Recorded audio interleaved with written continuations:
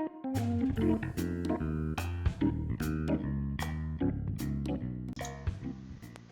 everybody, it's Sherry with Cards and More by Sherry. Got a quick little card project for you today using these cards that I picked up at Michael's for $5 for 80 sets of cards.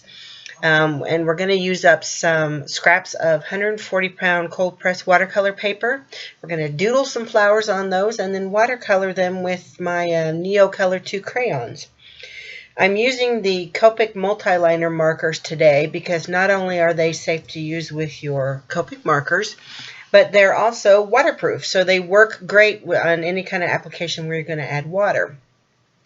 So we're doing some quick flowers, but first I'm going to add a little background to my card with some Versamark ink and this old Stampin' Up! Stamp.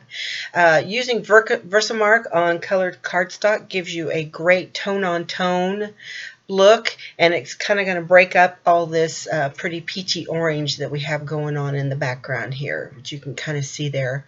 Then we'll just set that off to the side to dry while we doodle our little flowers.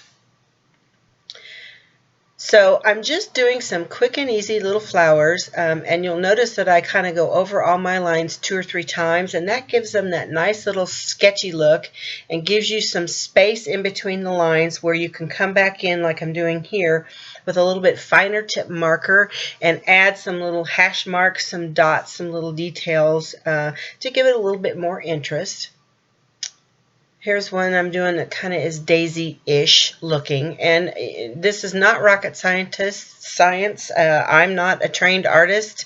I'm not a drawer. I'm just simply doodling some quick and easy flowers, adding some little details to them to give them some interest, and then when we hit them with some color, they're going to come to life. Now, this is one that I'm doing that I actually is on a tumbler that I drink out of, and you start with your center, and then your first layer of petal is hearts, and then you connect the hearts with kind of a shamrock looking leaf that just gives a fun second layer of petals to this flower.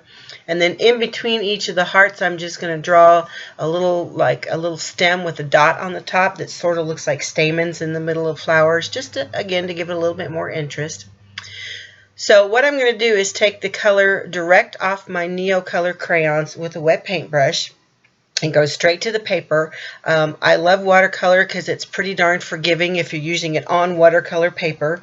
If you get it too dark, if you get it too light, if you get it not where you want it, you can come back in with a clean paintbrush and lift the color, add color, move the color around. You'll see here I'm going to go back on this petal. It's a little dark, so I lifted some of that color out, cleaned up some of the edges, and I just love that light, easy, painterly look that watercolor gives you. Again, I'm not a trained artist. I just like putting color on the paper.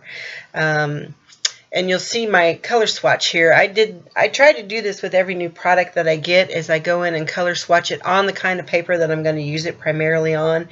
So that chart I showed you was done on a piece of this cold pressed watercolor paper, and I just labeled it so I know what color I'm using, and then I can compare it to cardstock and other media that I might be using so I can see if the colors are going to be compatible or not. Again, quick and easy, down and dirty. I don't like to spend a lot of time on things if I don't have to. I like stuff to look pretty and to be easy to do. I don't want to have to spend a whole lot of my time on it. Now, what I'm doing here is I'm picking up the salmon crayon because it most closely matches the card, and I'm just doing a quick little frame around each of these little pieces just to give them a little bit more detail. Then what we're going to do is I'm going to pick up another little scrap of watercolor paper and use my Copic multi-liner again, and I'm just going to real quick and easy write the word bloom on here. Now, I'm not a lettering expert, and this is more or less my handwriting that I'm just going to embellish a little bit with some dots and things to make it kind of go with the other pieces that we've done. And you'll see that in the detail photos at the end as well. Again, adding the little edge around it just to kind of make that all tie in together and give it a little bit more interest.